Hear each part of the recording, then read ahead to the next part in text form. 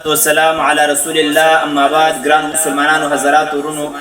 ځینې مسلمانانو د معنا دا وخت کړی و چې تاسو د میلاد النبی صلی الله علیه وسلم مبارک په موضوع باندې یو څو درسونه عرض کړي، چونکې را روان د ربیع الاول میاشت د مسلمانان په دغه میاشت کې محافل کوي، د میلاد النبی صلی الله علیه وسلم په موضوع باندې پروګرامونه کوي. زه اولنی درس تاسو ته بیانوم په دغه چې رسول الله صلی الله علیه وسلم مبارک پیدایش په کومه میاشت کې شوی دی او په کومه ورځ باندې شوی دی. نو د رسول الله صلی الله علیه وسلم مبارک پیدایش په نزد جمهور علما او محققین علما هغه د ربیع الاول په میاشت کې شوی دی. بیا په دې میاشت په کوم تاریخ باندې په کومه ورځ باندې نو د ګل په ورځ باندې دی کې اختلاف نشته دی. په تاریخ کوم یو نو په تاریخ کې د علماو اختلاف دی. ځینې علما دویم ربیع الاول یادوي، ځینې علما اتم، ځینې نهم او ځینې دولسم، ځینې ولس، ځینې اتلس د ربیع الاول یادوي. ولیکن په دې ټولو قولونو کې مشهور قول او چې کوم د جمهور علماو دی او ډیر علماو دی هغه دا دی چې په دولسم د ربیع الاول د پیر په ورځ رسول الله صلی الله علیه وسلم مبارک دنیا ته تشریف آوری کړی ده. په دغه موضوع باندې یو څو کتابونه تاسو ته عرض کوم. هغه ځکه چې ځینې علما هغه زمونږ د عوام په ذهن کې دا شبهات چې په دغه ورځ باندې خو رسول الله صلی الله علیه وسلم مبارک وفات شوی دی، پیدایش خو د هغې په اتم د ربیع الاول باندې شوی دی یا په دویم د ربیع الاول باندې شوی دی، او تاسو څنګه چې دی هغه په دولسم د ربیع الاول باندې هغه خوشحالي کوئ. نو ګوره دا اول کتاب د زما په لاس کې دې کتاب نامه ده المستدرک د امام حاکم رحمت الله علیه د جې جلد نمبر دی دریم صفحه ده 204 حدیث نمبر دی 4240. عن محمد بن اسحاق قال ولد رسول الله صلى الله عليه وسلم ل12 عشرة ليلة مدت من شهر ربيع الاول. محمد ابن اسحاق رحمه الله فرمای چې د رسول الله صلی الله علیه وسلم پیدایش د ربیع الاول په میاشت کې په 12مه نیټه باندې شوی. دا اولنی کتاب. دویم نمبر کتاب زما په لاس کې الجامع لشعب الايمان د امام بیهقی رحمه الله د دې جلد نمبر دویم دی او صفحه د دغه کتاب هغه 512 حدیث نمبر دی 1324. فاکان محمد ابن اسحاق قال ولد رسول الله صلی الله علیه وسلم ل12 عشرة ليلة مدت من شهر ربيع الاول. چې رسول الله صلی الله علیه وسلم پیدایش مبارک هغه په 12مه نیټه د ربیع الاول په میاشت کې شوی دی. دا دویم نمبر کتاب. دریم نمبر کتاب دا السیرة النبویہ لابن هشام، دا د سیرت کتاب دی. د دې جلد نمبر 1 په صفحه نمبر هغه 161 باندې لیکلی دی او چې قال ابن اسحاق ولد رسول الله صلی الله علیه وسلم یوم الاثنین. رسول الله صلی الله علیه وسلم پیدایش شوی دی هغه د پیر په ورځ ل12 عشرة ليلة خلت من شهر ربیع الاول. هغه د ربیع الاول په میاشت په 12مه نیټه باندې. دا دریم نمبر کتاب جماع تاسو ته هغه پیش کړي. صدرم نمبر کتاب تاسو ته پیش کوم البدايه والنهايه د علامه عماد الدین الحافظ ابن کثیر د تاریخ باندې لیکل شوی کتاب جلد نمبر 1 او صفحه د دغه کتاب صفحه د دې کتاب د 390 یعنی 396 په هغه کې ذکر کړی دی. فرمای ډیر اقوال راوړي. یو قول دا راوړي چې رسول الله صلی الله علیه وسلم عن جابر و ابن عباس، حضرت جابر او ابن عباس رضی الله تعالی عنهما دا دواړه مبارکان فرمایي چې ولد رسول الله صلی الله علیه وسلم عام الفیل یوم الاثنین الثاني عشر من شهر ربیع الاول. حضرت جابر حضرت ابن عباس رضی الله تعالی عنهما دواړه صحابه کرام دي، دواړه فرمایي چې د رسول الله صلی الله علیه وسلم پیدایش د ربیع الاول په میاشت کې په 12مه نیټه باندې شوی، یعنی په 12 ربیع الاول باندې د دوی پیدایش شوی دی. او علامه عماد الدین الحافظ ابن کثیر اخر کې وایي وهذا هو المشهور عند الجمهور. همدا قول مشهور هم دی د جمهور علما او قول دی. دا څلورم نمبر کتاب ما تاسو ته هغه پیش کړي. پنځم نمبر کتاب دی سیرت حلبیه. دا په سیرت باندې جوړ کتاب دی جلد نمبر 1 او صفحه د دې کتاب 84 په هغه کې ذکر کړی دی وعن سعید ابن مسیب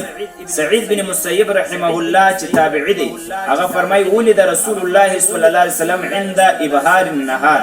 رسول الله صلی الله علیه وسلم مبارک د ورځې په مابینس کې پیدا شوی دی وکانه ذلك اليوم لماذا 12 ليله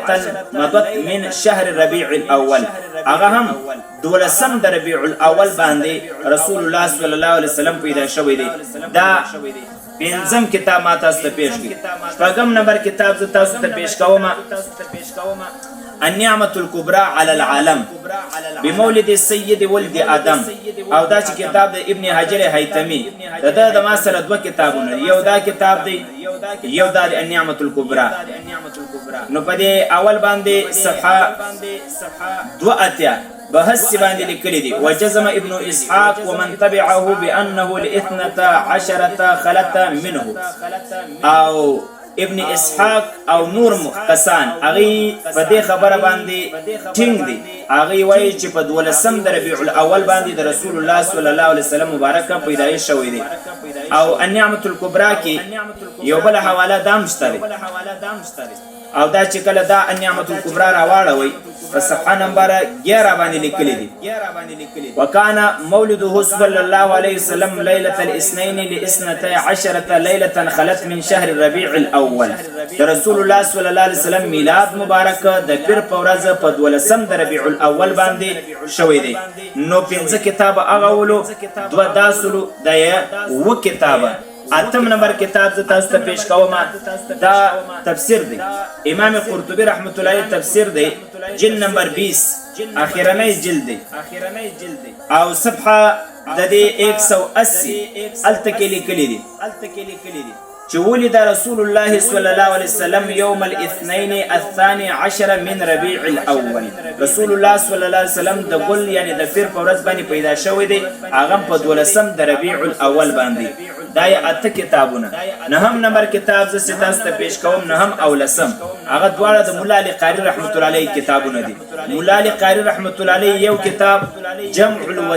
جمع الوسائل في شرح الشمائل او دا یو جلد او صفحه دا 8 په هغه باندې ډیر اقوال مولا علی قاری رحمت الله علیه راوړي او بیا فرمایي چې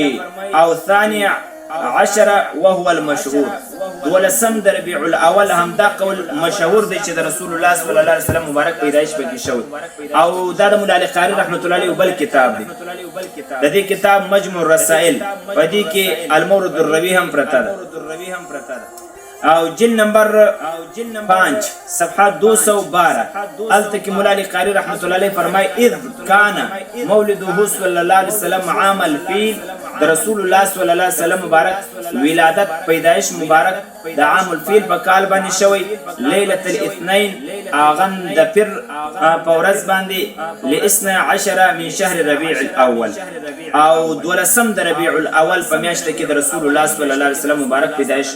شوی دی دا لس کتاب شو او زه تاسو ته پیش کوم دا یو ولسم کتاب دی ما ثبت من السنه فی ایام السنه دا د شیخ عبدالحق محدث دهلوی رحمت الله علیه کتاب دی او په صفحه نمبر 103 باندې فرمایي ډیر اقوال لاوړي پیدایش رسول الله صلی الله علیه وسلم مبارک وقیل ل12 وهو المشهور وعليه عمل اهل مکه فی زیارتهم وایي چې بعض علما وایي چې په 12 د ربيع الاول باندې د رسول الله صلی الله علیه وسلم مبارک پیدایش شوی دی هم دا قول مشهور دی او په دې باندې د اهل مکه عمل هم روان دی چې د مکی خلک په 12 د ربيع الاول باندې هغه راجمع کیږي هغه زته کم ځای باندې چې رسول الله صلی الله علیه وسلم مبارک پیدایش شوی دی دا یو لس کتاب 12 نمبر کتاب دی حجت الله علی العالمین فی معجزات سید المرسلین د علامه نبهانی رحمه الله کتاب جلد عمدہ یو دی او صفحه نمبر د دې کتاب 172 التوی چې المشهور الذي عليه الجمهور، مشهور قول چې باغ باندې جمهور علما دي، انه صلی الله علیه وسلم ولد یوم الاثنين الثاني عشر ربيع الاول، فرمایي چې د پیر ورځ په 12 د ربيع الاول باندې د رسول الله صلی الله علیه وسلم مبارک پیدایش شوی دی. همدا قول مشهور دی او د جمهور علماو همدا قول دی. دا 12 کتابونه. 14 نمبر کتاب زه تاسو ته پیش کوم،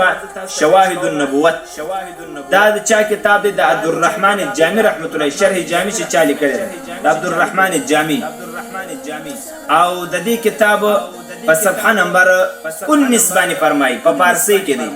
وای ولادت وی صلی الله علیه وسلم روز دوشنبه بوده، د رسول الله صلی الله علیه وسلم میلاد مبارک د پیر په ورځ باندې شوی 12 ربیع الاول، په 12 د ربیع الاول باندې شوی. دا 14 کتابونه او یو دوه حواله تاسو ته علماء دیوبند کوره درکوم چې هغه هم د دې قائل دي چې د رسول الله صلی الله علیه وسلم میلاد مبارک په 12 د ربیع الاول باندې شوی. دا کتاب دی سیرت خاتم الانبیاء او چا جوړ کړی دی؟ د مفتی تقی عثماني رحمت الله علیه پلار مولانا مفتی محمد شفیع رحمت الله تعالی علیه. صفحه د کتاب 16 التا فرمائی الغرض جس سال اصحاب فیل کا حملہ ہوا اس کے ماہ ربیع الاول کی 12ویں تاریخ